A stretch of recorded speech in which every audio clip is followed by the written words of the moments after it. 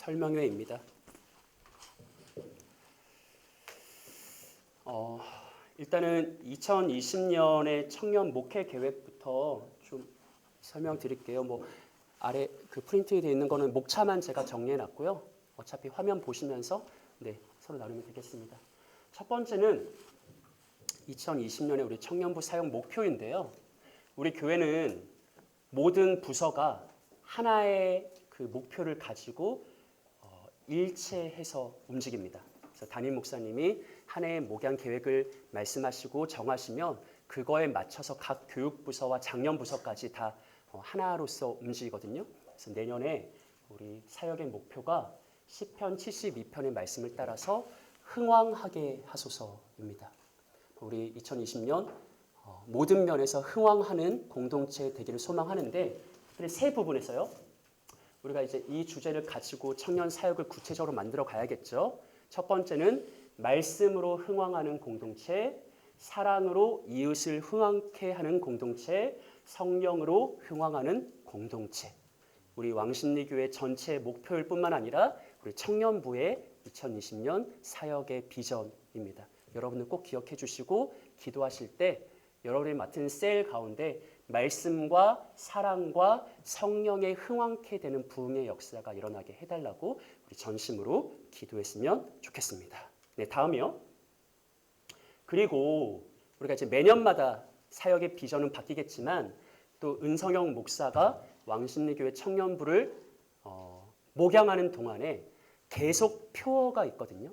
이제 어찌 보면 제 개인적인 목회 철학이고 목회 방향이죠. 그래서 이 표어는 제가 얼마나 있을지 모르겠지만 어쨌든 제가 몸담고 있는 그날까지는 청년부의 계속 표어로 있을 겁니다. 우리 한번 읽어볼까요? 골로새서 1장 28절에서 따왔는데 시작.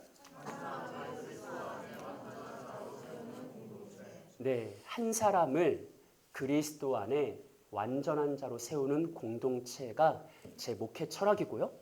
우리 왕십리교 청년부의 계속 표어입니다. 여기부터 시작하는 거예요. 한 사람을 그리스도 안에서 완전한 자로 세우는 우리 청년 공동체가 되자. 그래서 궁극적 목적 어디까지 나가는 거예요? 한 단어만 달라요. 어디까지 가요?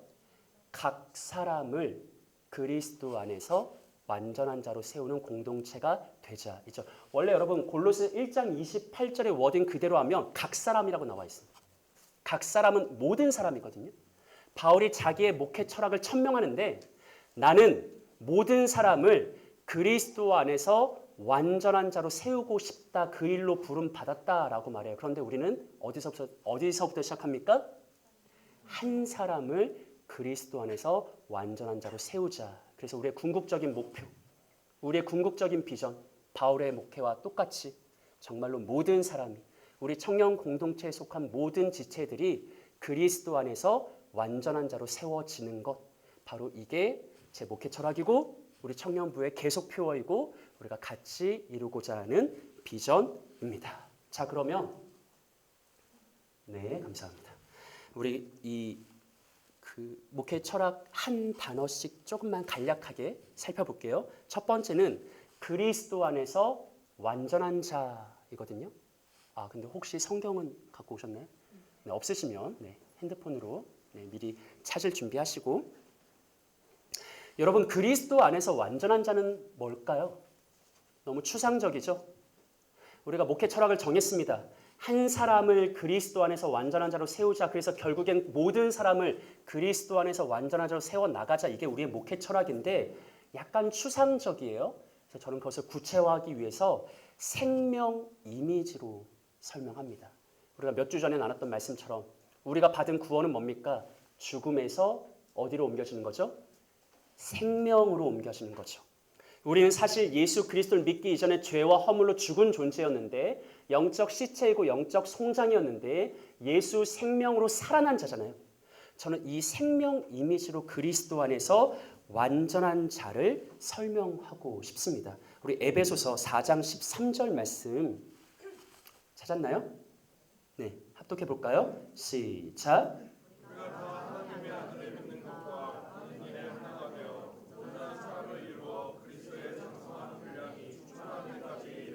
아멘. 자, 우리가 방금 말했던 철학과 일치하는 한 단어가 나오는데 뭐가 있습니까?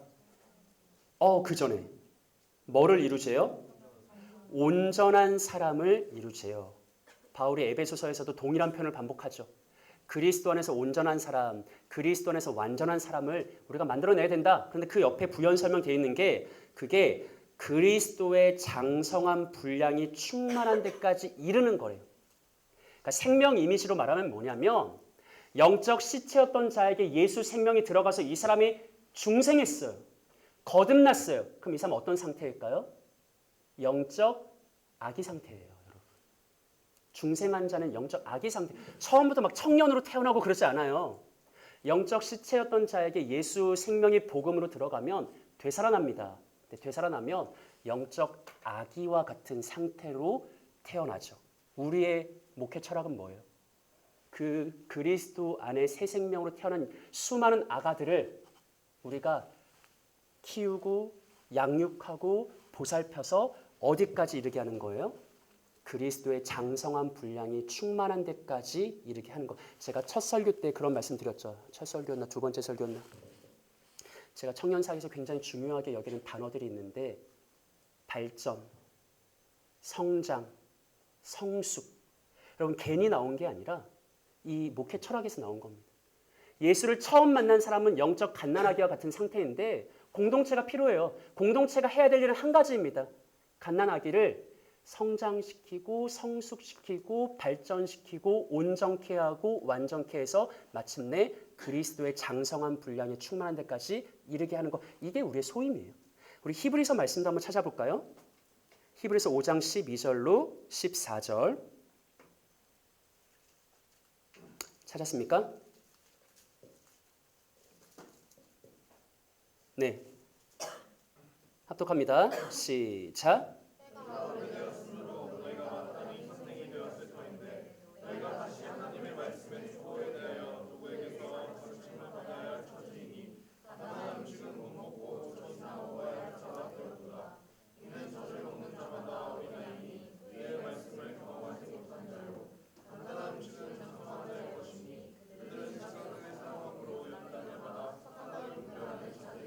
아멘. 어떻게 시작해요? 때가 오래되었으므로. 자, 이제 또 때가 오래되신 분들, 모태신앙으로부터 여기까지 와서 신앙의 연조가 오래되신 분들. 근데 바울이 말하는 건 뭐냐면 신앙의 연조는 오래되었는데 때는 오래되었는데 마땅히 해야 될 성장과 성숙을 이루지 못하고 여전히 어떤 상태예요? 갓난아기와 같은 상태의 사람이 있다. 2절 하반부를 보시면 단단한 음식은 못 먹고 뭐만 먹는데요? 젖만 먹는. 젖은 누가 먹어요? 아기가 먹죠. 때는 오래되었는데 신앙의 연조는 참 오래되었는데 교회를 다닌 지는 오래되었는데 예수 믿는다고 말한 지는 상당히 오래됐는데 공동체를 냉정하게 보면 여전히 젖밖에 먹을 수 없는 영적 아기들이 너무나 많다. 여러분 한번 생각해 보셔야 돼요. 여러분들의 소명에 대해서. 왜 리더로 세워졌어요? 사람 없어서 세운 게 아니에요. 셀은 늘어났는데 할 사람이 없어서 아무나 갖다 대는 게 아니거든요. 우리에게는 소명이 뭐냐면 우리 공동체 안에 있는 때는 오래됐는데 얘는 어쩌면 아직도 이렇게 영적 초보 상태일까? 아기 상태일까? 단단한 음식을 못 먹는 자, 아직 장성한 분량에 이르지 못한 자들로 하여금 성장할 수 있도록 돕는 거죠. 그들이 성숙할 수 있도록 도와주는 게 리더의 직무입니다. 우리가 거듭났고요. 거듭난 생명은 자라가야 합니다. 생명은 자라가요. 여러분들 아기를 키워보시면 알겠지만 애들은 정말 며칠만 안 보고 다시 돌아오면 쑥 자라 있습니다. 애기들은요. 병원에 입원해서 3일만 갔다 오면 아프고 나면 훌쩍 커 있습니다. 생명이 가진 힘이 얼마나 놀라운지 생명은 자라가는 거예요. 성장하는 겁니다. 그게 당연한 건데 그게 신앙의 문제에서 영적인 문제에서 당연하지 않는 현상이 종종 일어나더라. 그래서 그 문제를 해결하고자 하나님이 영적 리더들을 세워주셨다라는 것이죠. 여러분의 소임이 무엇인지 제가 여러분들한테 떠넘기는 아니고 저도 마찬가지지만 우리의 소임이 무엇인지 분명히 했으면 좋겠습니다. 제 인생 구절이라고 세 가지 인생 구절 중에 하나라고 여러 번 말씀드렸던 요한복음 10장 10절 제가 읽어드릴게요. 도둑이 오는 것은 도둑질하고 죽이고 멸망시키려는 것뿐이요 내가 온 것은 양으로 뭐를 얻게 하고 네, 감사합니다. 양으로 생명을 얻게 하고 더 어떻게 하기 위함이다. 여러분 예수님 왜 오셨다고요? 뭐 주려고? 생명 주려고요. 예수님이 생명 주셨죠. 구주의 십자가 보혈로서 영적 시체였던 자에게 생명 줬다고요. 우리 다 살아난 거예요. 근데 그걸로 끝이 아닙니다. 그 다음엔 뭐예요? 생명을 주고 더 풍성히 얻게 하려고요. 예수 생명으로 거듭났어요. 예수 생명으로 새롭게 탄생했습니다. 근데 아기 상태죠. 그때는 풍성한 삶을 누릴 수가 없어요, 여러분.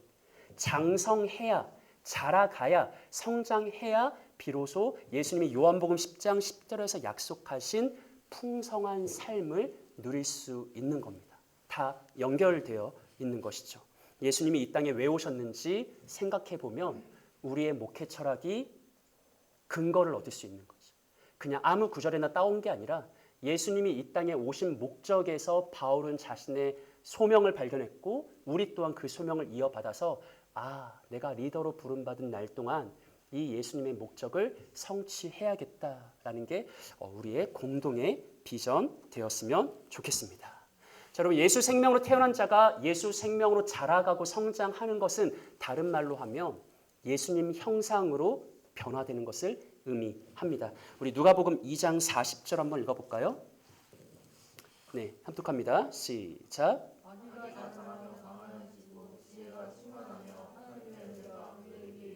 아멘. 이 아기는 누구예요? 예수님이죠. 예수님이 이 땅에 어떤 모습으로 오셨습니까? 처음에 아기의 모습으로 오셨죠. 우리와 똑같이 아기로 태어나셨습니다. 그럼 예수님은 그 다음에 어떻게 했어요? 자라요. 강해져요. 지혜가 충만해져요. 그리고 그것을 하나님의 은혜가 늘 위에 있어서 예수님이 자라고 강해지고 지혜가 충만해질 수 있도록 하나님이 이끄셨죠. 여러분, 예수님도 아기로 오셔서 예수님도 자라갔어요. 우리도 마찬가지죠. 우리도 예수 믿는 순간에 영적 아기로 태어나고 평생의 삶 동안 계속해서 자라가야 되는 겁니다. 우리 예수님의 모습을 그대로 닮아가는 것이죠. 히브리서 5장 8절과 9절도 보시면 예수님에 대한 말씀이 계속 이어지는데 그가 아들이시면서도 받으신 고난으로 뭐를 배웠대요? 순종함을 배웠대요. 예수님도 배웠어요. 자라고 성장하며 배웠어요. 그래서 마침내 어떻게 되시죠? 온전하게 되셨죠. 우리가 여기까지 나가는 걸 오늘 방금 우리가 찾아봤던 구절들이 다 하나로 연결되죠. 우리 목회 철학은 그리스도 안에 완전한 자를 세우는 거예요. 예수님이 우리와 똑같이 아기의 모습으로 오셔서 하나님의 은혜 가운데서 자라고 성장하고 강하고 배우고 충만해져서 마침내 온전한 자가 되셨죠. 마찬가지로 우리는 우리에게 맡겨주신 청년들, 후배들, 동생들, 지체들을 영적 아기와 같은 이들을 자라고 강하고 충만해져서 마침내 온전해지는 그 자리까지 나아갈 수 있도록 돕는 것, 바로 이것이 우리의 목표이죠. 예수님처럼 성장하고 예수님처럼 발전하는 우리 되었으면 좋겠습니다. 두 번째로요. 한 사람 목회 철학인데요. 왜 하필 한 사람일까? 골로새 1장 28절 분명히 모든 사람이라고 나와 있는데 왜 하필 은목사는 그것을 하향 조절해서 한 사람으로 잡았을까? 여러분, 제가 사역을 오래 해보니 한 사람의 힘이 있더라고요. 세상은 효율의 경제 원칙으로 운영됩니다. 효율을 따지고 경제 논리를 따져요. 가능하면 모든 사람의 혜택을 보고 많은 효과를 내올 수 있는 방안을 강구하죠. 그런데 사역지는 좀 다르더라고요. 저도 처음에 많이 실수했거든요. 많은 시행착오를 겪었는데 그 오랜 사역을 돌고 돌아서 지금 와서 제가 확신하는 것은 신앙 공동체는, 이 영적인 공동체는 한 사람의 변화가 중요하다라는 거예요. 여러분, 정말 한 사람의 변화가 중요합니다. 진실로 어중간한 100명의 변화보다 제대로 한 사람이 뒤집어지는 게 공동체에 더 큰 생명의 영향력을 창출해 냅니다. 공동체 안에서 수련회를 열었어요.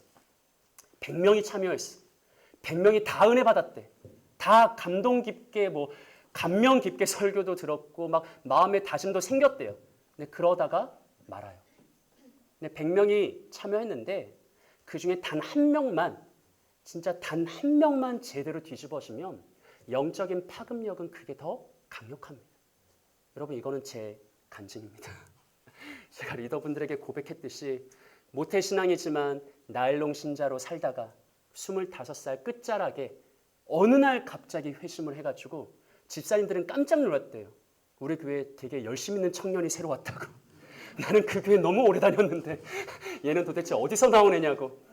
갑자기 회심을 했고 너무 큰 은혜를 받아서 갑자기 변화됐는데 제 자랑이 하는 게 아니라 한 사람의 제대로 된 변화는 어중간한 10사람의 변화보다 공동체의 더 큰 생명의 일을 만들어냅니다.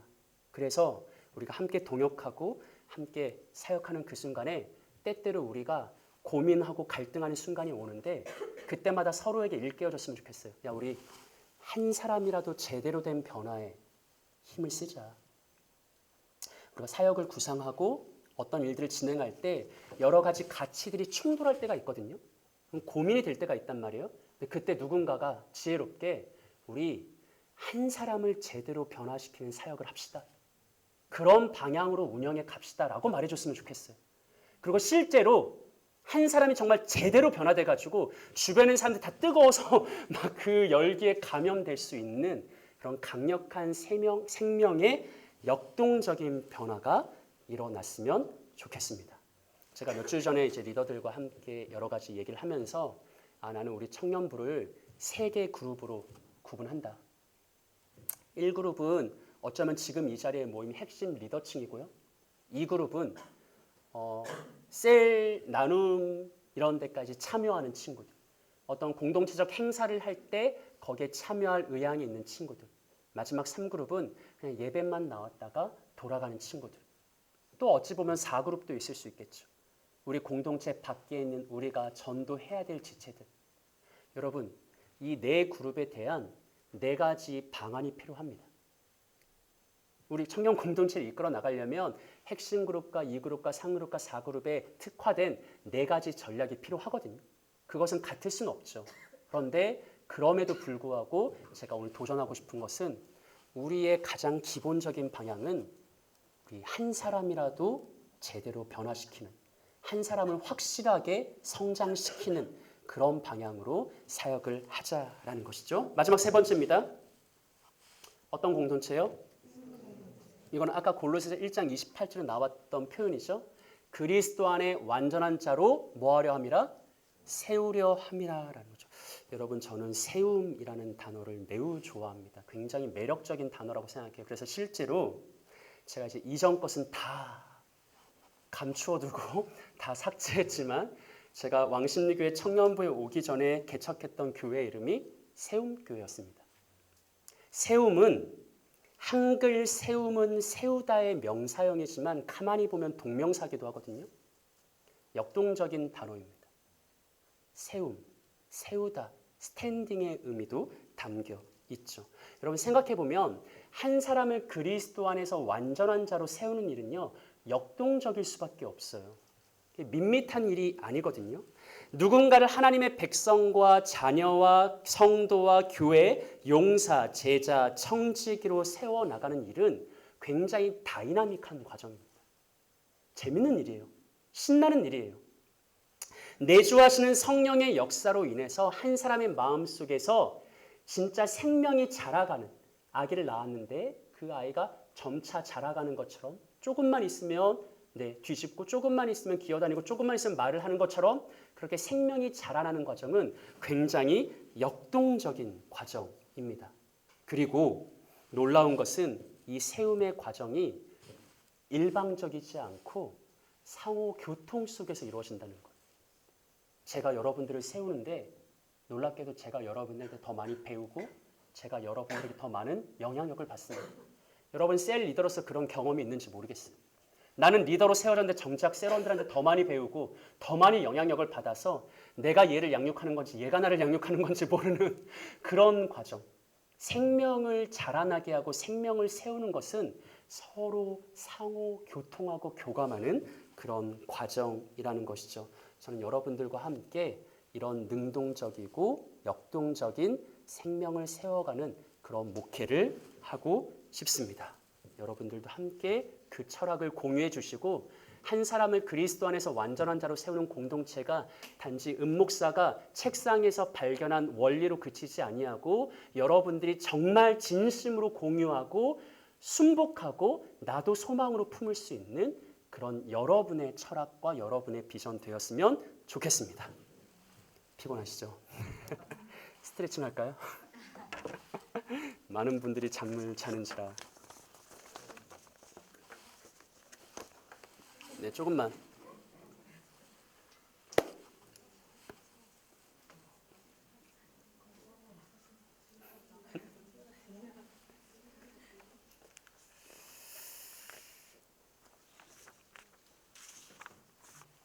네. 4번까지 하고 좀 쉴게요. 네, 세 번째 일단 바로 가겠습니다. 제가 목회 철학은 말씀드렸죠. 어디에서부터 시작해요? 누구를? 한 사람을 그리스도 안에서 완전한 자로 세워서 마지막에 어디까지? 모든 사람을 그리스도 안에 완전한 자로 세운 데까지. 그런데 여러분 이 목회 철학이 지탱되려면 세 가지 기둥이 필요합니다. 이 세 가지 기둥 없이는 우리의 목회 철학이 힘을 받을 수가 없거든요. 그게 뭐냐면 첫째는 복음이요. 두 번째는 공동체고 세 번째는 운동, 무브먼트입니다. 여러분, 복음은 기독교 신앙의 근거이고 핵심이죠. 때문에 우리의 신앙은 결국 복음을 내가 어떻게 이해하는가, 받아들였는가, 반응하는가 그걸로 인해서 결정돼요. 각자 신앙의 색이 달라요. 개성도 달라요. 근데 그것은 내가 복음을 어떻게 이해했나, 어떻게 받아들였나, 내가 그 복음에 어떻게 반응하고 있나 그 차이에서 기인한 것이거든요. 모든 신자의 시작점에 복음이 있습니다. 하지만 동시에 복음은 부름받은 평생의 삶 동안 계속해서 붙들어야 될 주제입니다. 그래서 우리는 청년들에게 전해야 될 유일한 단 한 가지의 주제가 있다면 그것은 복음이죠. 복음은 한마디로 뭘까요? 복음 그냥 그 문자 그대로 풀면 뭐죠? 복음은 기쁜 소리, 기쁜 소식, 가스펠이죠. 뭐예요? 왜 기쁜 소식이에요? 왜 기쁜 소식이지? 복음은 누군가가 행한 일이기 때문에 기쁜 소식이에요. 누가 행한 일이에요? 예수 그리스도가 행한 일이기 때문에 기쁜 소식이에요. 여러분 복음은 뭐냐면 너희가 구원받고 싶으면 여기까지 도달해야 되는데 여기까지 도달하려면 이거를 다 클리어해야 돼. 그래야 여기까지 갈 수 있어. 이러면 복음이 아니에요. 복음은 뭐냐면 너희가 구원을 받으려면 여기까지 도달해야 되는데 기뻐해라. 예수께서 다 행하셨다. 그것을 믿음으로 받아들이는 자는 여기에 이른다라고 해서 복음이거든요. 이게 기독교의 기초예요. 근데 여러분 실상 우리가 공동체를 운영하고 각자 개인의 신앙의 삶 속으로 들어가면 복음으로 행하지 않는다. 복음으로 행하지 않아요. 우리가 어디 위에 서 있는지가 가장 중요한데 막상 사역은, 막상 어떤 프로그램은, 막상 신앙생활을 다 복음으로 안 한다. 비복음으로 한다. 여러분 굉장히 중요한 이슈예요.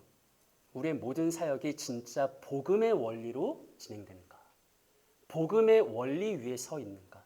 복음을 유일한 목적으로 하고 있는가? 여러분 권면합니다. 그리고 이런 단어는 우리 가운데 기도의 용어로 사용되었으면 좋겠어요.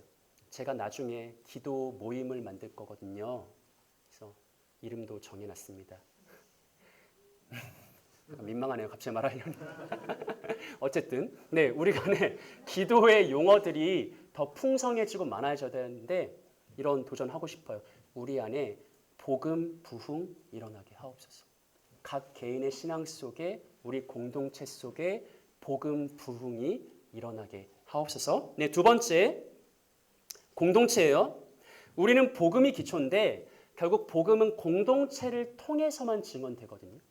그래서 프란시스 셰퍼는 이렇게 말했어요. 그리스도인의 공동체는 복음의 최종 변증이다. 그러니까 우리가 복음이란 메시지를 가지고 있잖아요. 근데 그 메시지가 결국 세상에 전달될 때는 교회를 통해 전달된다는 거예요. 우리의 복음은 하나님은 사랑이시다인데 하나님은 사랑이시다는 게 그냥 말씀으로 전해지는 게 아니라 공동체를 통해서 전해지는 거예요. 아무리 우리가 복음은 하나님은 사랑이시다라고 외쳐도 교회가 사랑이지 않으면 그 복음은 전달되지 않는다는 것이죠. 복음이 전달되는 최종 증언자는 교회이고 공동체입니다. 우리 안에 복음 부흥이 일어나면 그 복음 부흥은 공동체를 통해서 선포될 수 있습니다. 신앙은 각계 전투가 아니고 하나님은 성화의 비밀을 그리스도의 몸된 교회 안에 감추어 두셨습니다. 그래서 우리 안에는 공동체 안에서의 복음 부흥이 이루어져야 합니다. 성도의 만남과 교제와 연합과 특별히 복음을 주제로 한 소그룹 나눔과 대그룹 예배를 통한 공동의 비전과 소망이 필요합니다. 그리스도의 몸된 교회를 바울이 몸이라고 표현한 것은 몸은 유기체라는 말이거든요. 서로가 연결되었고 한 사람이 아프면 이 사람도 아프고 한 사람이 기쁘면 이 사람도 기쁘다는 말이에요. 우리가 복음 안에서 그리스도의 몸, 한 몸 된 유기체로 부름받았는데 우리 가운데 진정한 복음 부흥이 일어나서 그래서 제가 아까 한 사람 철학을 말한 거예요. 우리가 유기체이기 때문에 한 명이 제대로 뒤집어지면 다른 사람이 영향을 받을 수밖에 없거든요. 그래서 우리 안에 진정한 복음 부흥이 일어날 수 있도록 힘썼으면 좋겠습니다. 이 부분에서 제가 한 가지만 더 강조할게요. 여러분 이건 우리는 약속입니다. 제가 여러분의 의사를 물어보지 않아서 약간 강압적인 약속이지만 약속이에요. 여러분 삼가 조심해야 될 것 그리고 사역자로서 엄히 경고하는 것 부정에서는 긍정이 나지 않습니다. 내가 속한 공동체 자체를 부정하면 개혁은 이루어지지 않아요. 여러분 부정에서 시작하는 개혁자가 있고요. 긍정에서 시작하는 개혁자가 있습니다. 부정에서 시작한 개혁자는 처음에 열심을 가지고 하는데 중간에 다 떨어져 나갑니다. 긍정에서 시작한 개혁자만이 끝까지 개혁의 임무를 완수합니다. 종교개혁 시대를 살았던 요한 칼빈은 교회에 대한 사랑을 가지고 있었어요. 물론 존 칼빈은 부패한 로마 카톨릭을 완전히 뒤엎고 개혁했죠. 근데 칼빈은 교회에 대한 부정에서 개혁을 시작하지 않았습니다. 칼빈의 마음속에 평생 동안 마더 처치에 대한 그 애정은 언제까지나 가득했습니다. 여러분 청년부에 대한 여러 가지 생각들이 있으시죠? 제가 하나 간절하게 부탁드리고 간절하게 이거는 강압적으로 약속을 요구하는 거는 여러분 우리가 속한 공동체 자체를 부정해서는 개혁이 일어날 수가 없어요. 크게는 여러분이 속한 왕십리교회, 작게는 내가 속한 청년 공동체. 긍정 속에서만 오직 진짜 변화가 일어납니다. 그래서 제가 어떤 의견을 제시하지 말라, 어떤 막 적극적인 의견 개진하지 말라 이게 아니라 여러분 우리 안에서 리더십들 간에는 1그룹 안에는 2, 3그룹은 어쩔 수 없다 쳐도 정말 긍정 속에서 긍정을 찾고 긍정 속에서 개혁을 이뤄야 돼요. 자꾸 부정적인 얘기하시면 엄히 혼낼 겁니다. 그 말 안 들어줄 거예요. 끝끝내 안 들어줄 거야. 내가 진짜 엄히 말하는데 여러분 우리가 속한 공동체 자체를 부정하면 어디도 설 수가 없어요. 긍정 속에서 변화를 이끌어내야 되는 거죠. 우리가 함께 공동체를 사랑하는 법을 먼저 배우고 그 속에서 정말 조금 더 건강하게, 조금 더 온전하게 바꿔나갔으면 좋겠습니다. 마지막 세 번째, 무브먼트. 여러분 장로교 신앙인의 특징이 뭔지 아세요? 장로교 신앙인의 특징? 좋게 말하면 엄숙하고 근엄하고 진지한데 나쁘게 말하면요 생명력이 없어요. 장로교인들은 생명력이 보이질 않아. 그렇다고 막 은사주의로 가라는 건 아닌데 여러분 무브먼트는 왜 중요하냐면 우리가 예수님 믿고 처음에 굉장히 회심 때 뜨거운 경험도 하고 열의도 넘치는데 때에 맞게 운동적 요소가 가미되지 않으면 우리의 신앙의 열의는 금방 사그라듭니다. 제가 오늘 설교 때 강조했던 기도 11조도 제가 굳이 운동이라고 이름 붙였거든요. 여러분들 각자의 삶에서 기도하시겠죠. 기도는 영혼의 호흡인데 부름받은 신자로서 그래도 리더인데 기도 생활 잘 하시겠죠. 그런데 한 번씩은 공동체적 차원에서 전체가 무브먼트로 움직여야 될 때가 있어요. 왜 그러죠? 우리가 함께하는 거는 역동적인 생명의 능력을 창출해요. 여러분들 각자 기도 생활 열심히 하시겠지만 우리가 1월, 2월 한 달 동안은 1일, 11일, 20일 한번 기도 11조 운동으로 한번 역동적으로 지켜보자라는 그런 것들이 사실 공동체 안에 사그라드는 열기를 다시 일으키고 생명력을 잃어가는 사람에게 다시금 열정을 불러일으키게 하죠. 여러분, 우리가 한 사람을 그리스도 안에서 완전한 자로 세우고 싶다라고 말했는데 그게 복음과 공동체와 그리고 마지막 무브먼트라는 이 세 개의 역학 속에 있을 때만 이 목회 철학이 가능한 겁니다. 이게 그냥 제 목회 철학 안 됐으면 좋겠어요. 여러분의 비전 됐으면 좋겠어요. 우리가 정말 서로 진심으로 전심으로 공유하는 같이 되었으면 좋겠습니다. 그리고 네 번째는 뭐냐면요. 우리가 한 사람으로부터 시작해서 모든 사람을 그리스도 안에서 완전한 자로 세울 거고 이 목회 철학이 세 기둥 아래 펼쳐지는데 그럼 이 세 기둥 안에 실제로 우리는 뭘 채워 나갈 거냐. 우리 사역의 실제, 사역의 가치들 뭐 너무나 당연한 말인데 사실 여러분 생각해 보면 이 5가지 중심으로 여러분들 임원단은 임원단 나름대로 간사단은 간사단 나름대로 찬양곡도 있고 뭐 여러 지체들이 있는데 생각을 하셔야 돼요. 그 안에 우리가 채워야 될 가치는 크게 5가지예요. 첫 번째는 예배이고요. 네, 너무 의심할 여지 없이 대그룹 예배가 있고요. 두 번째는 양육입니다. 양육 아까 생명의 이미지로 설명을 드렸죠. 영적 갓난아기와 같은 자를 장성한 분량으로 자라날 때까지 양육시키는 것. 그리고 세 번째는 섬김이고요. 아까 여러분들 보셨는지 모르겠지만 예수님도 고난을 통해서 순종함을 배웠고 순종을 배워서 온전케 되셨거든요. 여러분 부름받은 신자는 그냥 물론 역기능도 있어요. 교회가 정말 이를 위해서 동원할 때가 있죠. 짙은 탄식이 나오니. 네, 그럴 때도 있지만 여러분 교회를 세워나감에 있어서 신앙인을 온전케 함에 있어서 예수님도 순종을 통해서 온전케 됐거든요.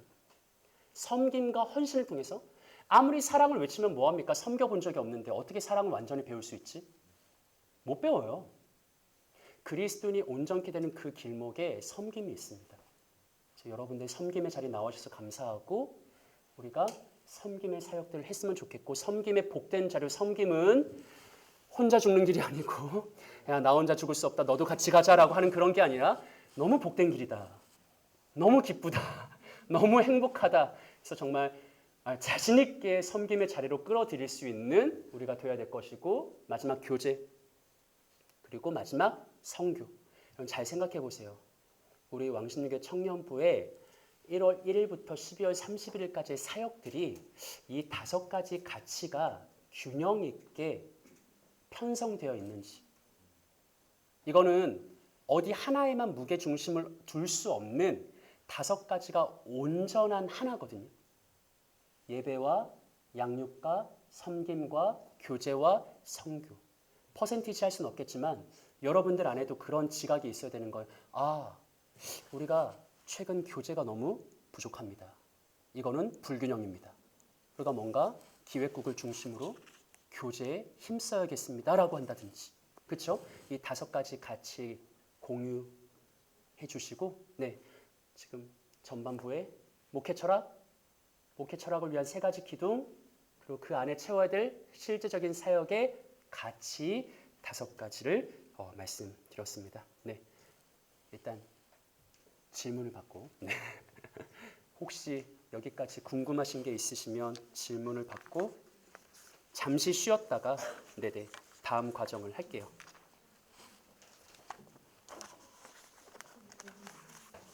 질문 없으시죠?